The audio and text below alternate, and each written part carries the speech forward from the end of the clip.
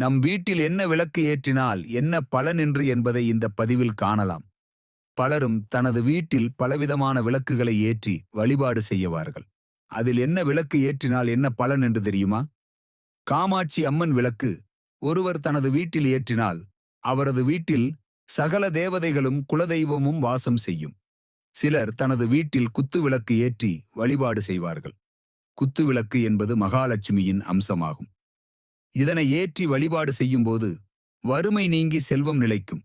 மண் அகல் விளக்கு இதனை நாம் எப்பொழுதும் நம் வீட்டு நிலைவாசலில் தான் ஏற்ற வேண்டும்.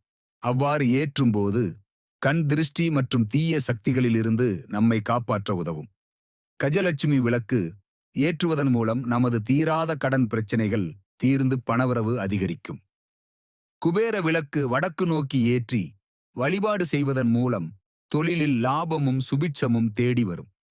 ஒருவர் தனது வீட்டில் பிரதோஷலிங்க விளக்கு ஏற்றுவதன் மூலம் அவர் தனது வாழ்வில் உள்ள கர்ம வினைகள் மற்றும் சகல தோஷங்களையும் அடியோடு அளிக்கும்.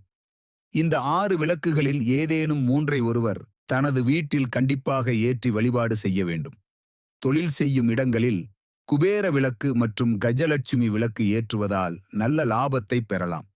நீங்கள் என்ன விளக்கு ஏற்றி வழிபாடு செய்கிறீர்கள் என்று கமெண்ட் செய்யவும்.